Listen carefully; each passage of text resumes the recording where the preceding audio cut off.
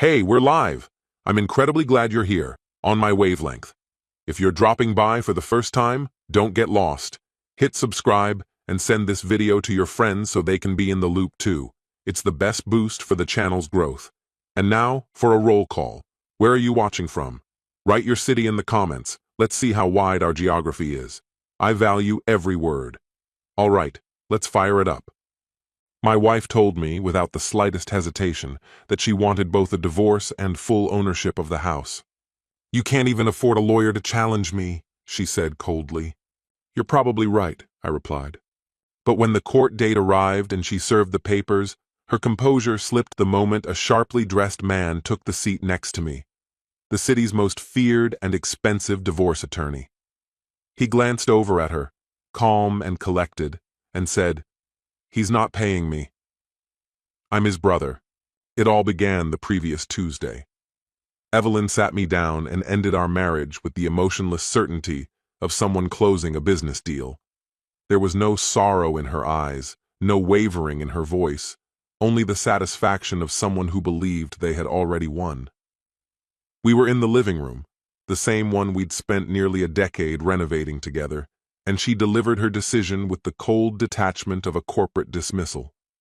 "It's done, Tom," she said, as she placed a thick binder on the table.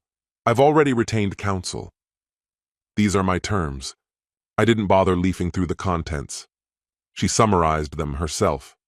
The house, which my grandfather had helped me purchase, 70% of our joint assets, and 5 years of alimony.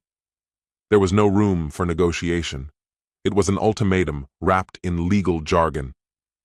When she finished listing her demands, she leaned back, a faint smirk tugging at the corner of her mouth. "Let's not drag this out," she said in a syrupy, patronizing tone. "Be practical, Tom. You're a woodshop teacher. You're not going to find a lawyer who can stand up to mine. By the time you try, the fees alone will bury you. Just sign and walk away." I looked at her, this woman I had once chosen to build a life with, and for the first time saw the full extent of her contempt. She didn't just want out. She wanted to leave me broken, unable to recover. She saw me as a nuisance, something to be dealt with, not someone to respect, and she believed my silence would be her victory. I let the stillness grow, showing no reaction. Then I gave her exactly what she was waiting for, a quiet nod and the words, "You're right." The relief on her face was immediate. She thought it was over, that I'd caved, that I'd rolled over without a fight. Rising from her seat, she adjusted her skirt, satisfied. "I'm glad you're being rational," she said. "The documents will be delivered next week." And just like that, she left, thinking she'd won. Here's what Evelyn believed she knew. I lived a modest life. I didn't have deep pockets or legal firepower. She knew I had an older brother once, Marcus, but as far as she was concerned, he was out of the picture. What she didn't know was that Marcus wasn't just any attorney. He was the divorce attorney, the one even seasoned professionals whispered about in court hallways, ruthless, brilliant, and astronomically expensive. But she also knew we hadn't spoken in 5 years. That silence between Marcus and me started when we lost our parents. We clashed bitterly over what to do with the family house. I wanted to preserve it, to make it a place where memories could continue to live. He wanted to sell it, divide the proceeds, and move on. The disagreement turned ugly, and the pride that followed became a wall neither of us crossed, not once in 5 years. Evelyn had seen the end of that relationship and assumed it would never be mended. As far as she was concerned, my most powerful ally was permanently out of reach. Her mistake was thinking that time and silence meant forever. For 3 days after her announcement, I sank into a pit of despair. She hadn't been wrong about one thing. I couldn't fight her alone. The idea of losing the home, my finances, and everything I'd built filled me with dread. But by the 4th day, I'd hit my limit. And when you're at rock bottom, there's only one direction left. I forced myself to reach out, to do the one thing I hadn't done in 5 years. I found Marcus's private number and stared at it for a long time before finally dialing. My hand was shaking, expecting either voicemail or a gatekeeping assistant on the other end. The phone only rang twice before a voice from my past answered, deep, calm, and unmistakably Marcus. "Yeah? Marcus, it's Tom," I said, barely recognizing my own voice. There was a long pause on the other end. For a moment, I thought he might hang up without saying a word. "Tommy," he finally said, the nickname feeling strange after all these years. "What's going on?" That was all I needed to hear. I unloaded everything. The confrontation with Evelyn, her cold declaration, the lawyer she'd already secured, and the final line she threw at me as she left. "You can't afford legal help to fight me." Another silence followed, but this one felt heavier, more focused. When Marcus spoke again, his tone had shifted. Gone was the surprise, replaced by something older, stronger, the steel of a protective older brother. "She actually said that?" His voice was quiet, edged with a deadly calm. I repeated her words. "Okay," he said firmly. "What's the date and location?" "Tuesday, downtown courthouse." "I'll be there," he said without hesitation. "Don't talk to her. Ignore her lawyer. Don't sign a single thing. Just show up. I've got the rest." We ended the call. I sat frozen in place, heart pounding, not just from the stress, but from something else I hadn't felt in days, a flicker of hope. Evelyn thought she had boxed me in. She thought I had no way to fight back. What she didn't realize was that she had just awakened the most dangerous man in my life, my brother. And now she was going to find out painfully what real family looks like. Update 1. Tuesday arrived with gray skies and a steady, miserable rain. The mood outside matched my own. I walked into the courthouse by myself, playing the part Evelyn no doubt expected, exhausted, broken, already beaten. I wore the one suit I owned that still fit, the same one I used for weddings and funerals. Today felt like a bit of both. The courtroom assigned to our hearing was plain and colorless, filled with the smell of paper and the quiet hum of tension. Evelyn was already seated at the plaintiff's table. She looked flawless, navy blue pantsuit, hair styled to perfection, makeup done with surgical precision. She radiated confidence, like she was about to sign off on a corporate merger. Sitting beside her was her attorney, a graying man with the kind of smile that screamed rehearsed arrogance. They were laughing together as I walked in. Her eyes found me, and for a split second her smile cracked. She tilted her head, giving me a look of smug sympathy, like she expected me to grovel. I didn't give her anything, not a flinch, not a blink. I just walked to the defense table and took my seat. I placed my worn leather briefcase on the table, rested my hands on it, and waited. Then her lawyer made his move. He sauntered over, his smirk practically dripping off his face. "Mr. Miller," he said smoothly, "glad you made it. I assume you've reviewed our offer. If you're ready to sign, we can avoid dragging this out." "My attorney hasn't arrived yet," I replied evenly. He actually laughed. "Your attorney?" he repeated, like the very idea amused him. "Well, good luck with that. No need to complicate things." He turned and walked back to Evelyn, looking far too pleased with himself. A few moments later, the bailiff called the room to attention. The judge, a serious woman in dark robes, entered and took her seat at the bench. She reviewed the docket in front of her and spoke. "Miller versus Miller. Are both sides present and represented?" Evelyn's attorney rose with practiced ease. "Yes, Your Honor. Alan Davis on behalf of Mrs. Evelyn Miller." The judge's eyes shifted to me. I opened my mouth to respond, but the heavy doors at the back of the courtroom burst open with a loud thud. Heads turned, whispered conversations died instantly. Walking down the aisle was Marcus. But this wasn't just my brother. This was Marcus Sterling, top-tier litigator and courtroom veteran, moving with the slow, terrifying confidence of a man who had never lost a war he chose to fight. He wore a black tailored suit so sharp it looked like it could cut glass. Each step was measured, controlled, powerful. The room reacted to him. Murmurs rippled across the gallery. Even the court clerk stiffened. His name preceded him like thunder before lightning. He didn't glance at the judge, didn't even glance at Evelyn. His eyes locked straight on mine. When he reached the table, he placed a hand on my shoulder, a strong, silent grip. Then he took the chair beside me and laid his briefcase down with a precise click. The sound cut through the room like a verdict. I looked across the courtroom. Evelyn's expression had changed entirely. The smugness had vanished. She looked blindsided. She thought she was walking into a guaranteed win. What she didn't know, until now, was that I wasn't fighting alone. She came expecting to devour a lamb. Instead, she just watched me arrive with a lion. A look of stunned disbelief spread across her face. Her mouth parted, frozen mid-breath. Her eyes went wide, as though she'd just seen an apparition settle into the opposing chair.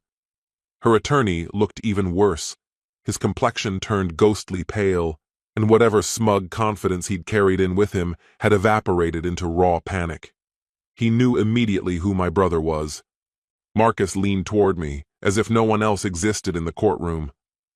"Sorry I'm late, kid," he whispered with a sly grin. "Traffic was brutal." Then he straightened, his posture sharpening into that of a man fully in command. With deliberate composure, he addressed the bench. His voice, deep and unwavering, filled the room. "Marcus Sterling, Your Honor," he announced, appearing on behalf of the defendant, Mr. Thomas Miller. The judge's brows lifted slightly in recognition. She knew the name, and so did everyone else in the room. Marcus's gaze moved slowly and deliberately, finally resting on Evelyn. He studied her in silence, then turned to her shaken attorney. The smile that curled at the corners of his lips was ice-cold, predatory, and razor-sharp. "Apologies for the delay," he said smoothly, his voice laced with the faintest touch of irony. Then, eyes still fixed on Evelyn, he delivered the line that made her world tilt on its axis. "He doesn't have to pay me," Marcus said. "I'm his brother." That was the moment everything changed. Evelyn had entered the courtroom expecting dominance. What she walked into was a carefully set trap, sprung with surgical precision. Marcus unlatched his briefcase, retrieved a thick stack of documents, and launched an unrelenting legal assault. He dismissed every one of her demands as baseless and opportunistic, labeling them as clear attempts to exploit the situation. He declared our intent to countersue and inform the court we were requesting a full forensic audit of all marital finances dating back 3 years. He further stated we would be pursuing reimbursement for every dollar of my legal fees. Her lawyer was left reeling. He fumbled through his notes, stammered without forming sentences, and looked like prey frozen in the gaze of a predator. From that point on, the outcome was no longer uncertain. The case was lost for them before it even began. Update 2. The following 8 weeks were a masterclass in legal warfare. Marcus doesn't just litigate, he wages war. Evelyn and her attorney thought they'd be facing a weak defense. Instead, they were caught in a storm of precision, persistence, and overwhelming pressure. Marcus kicked things off with a discovery motion so calculated and aggressive it might as well have been a scalpel. This wasn't a courteous inquiry. It was a sweeping mandate.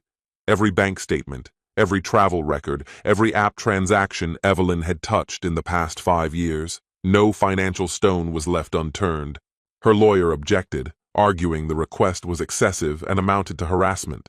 But the judge, keenly aware of Marcus's reputation, read through the motion and granted it in full. Evelyn was now legally compelled to turn over everything. She had assumed she'd covered her trail.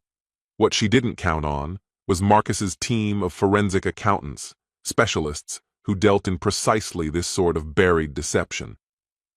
As Evelyn scrambled to locate, redact, and submit her records, Marcus advanced again, this time on a far more personal front.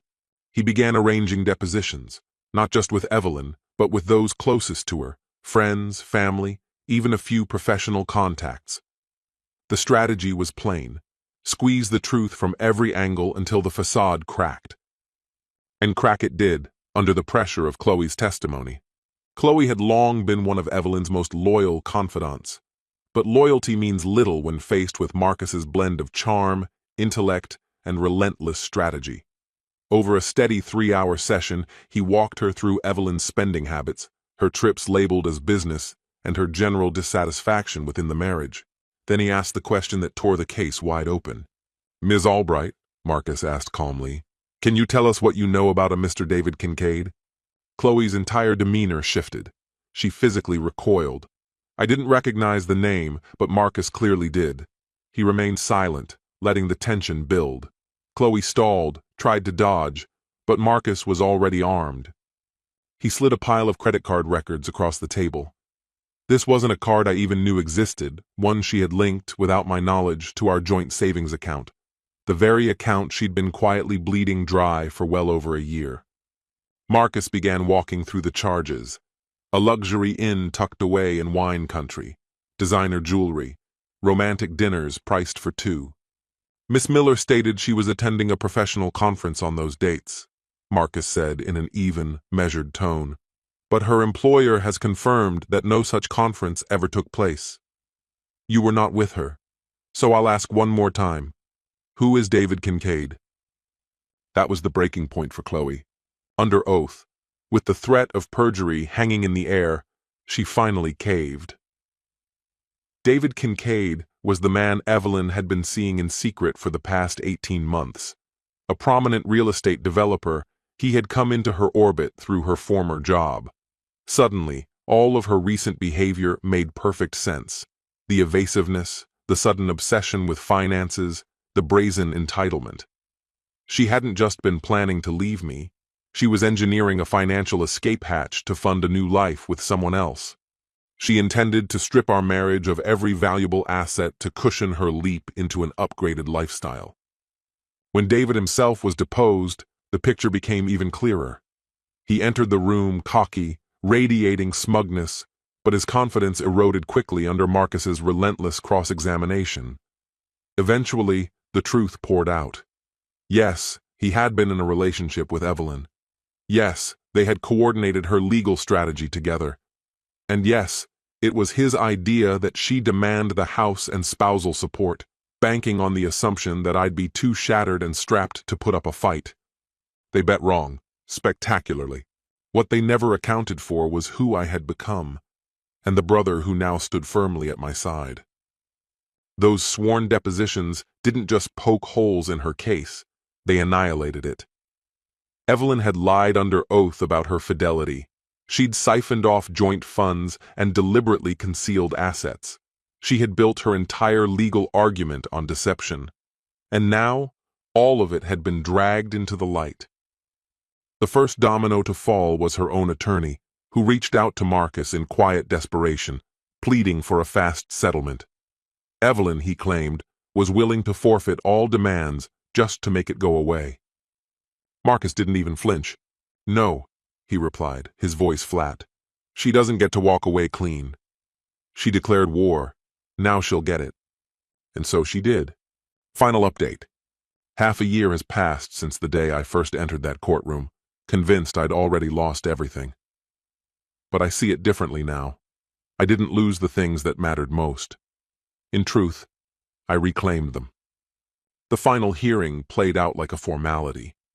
With a mountain of evidence, sworn affidavits, financial audits, receipts, messages, Evelyn's entire case disintegrated. There was nothing left to contest. Her lawyer, looking thoroughly defeated, urged her to accept the terms we dictated. And Marcus, never one to pull punches, ensured those terms were brutal. Evelyn didn't just leave empty-handed, she left owing money. She forfeited any entitlement to the home. Her petition for spousal support was thrown out entirely. And because Marcus had traced over $60,000 in marital funds spent on her affair, luxury accommodations, romantic getaways, expensive gifts, the judge ordered that some return to me from her share of the savings. She exited our marriage burdened by legal debt, stripped of the demands she once weaponized, and exposed before a courtroom full of witnesses. But her losses didn't stop at legal and financial ruin. David Kincaid, the man she had gambled everything on, abandoned her the moment the fallout became real. As soon as the legal repercussions and public humiliation took hold, he vanished. What he wanted was a showpiece, and once Evelyn lost her shine, he moved on. Even her friends, many of whom had been dragged into court to testify, began distancing themselves. Her engagement was broken. Her bank account depleted, her social life evaporated.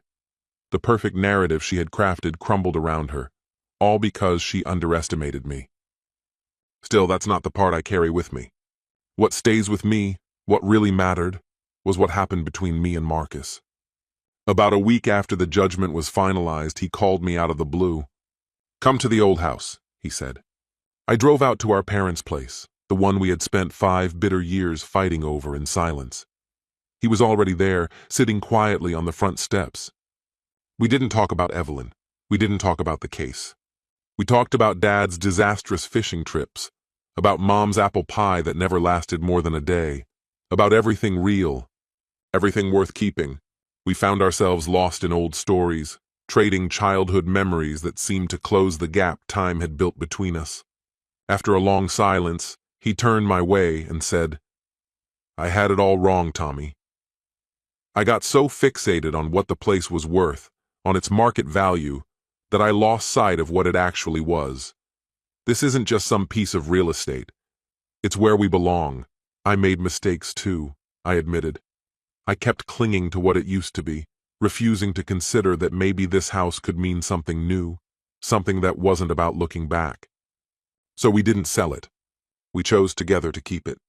Over the last few weekends, we've been heading out there, shoulder to shoulder, rolling up our sleeves and getting to work. The porch is being rebuilt. The walls are getting a new coat of paint. Little by little, the whole place is waking up again. It's no longer a museum of our memories. It's becoming a foundation for the future, a space where the people who truly count can gather, build, and feel at home.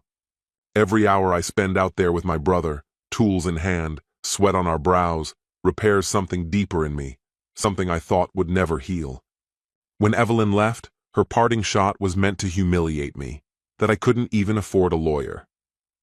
That arrogance, that belief that I had no fight left, no one to turn to, is exactly what led me to make the one call that changed everything. She thought she was leaving me behind with nothing.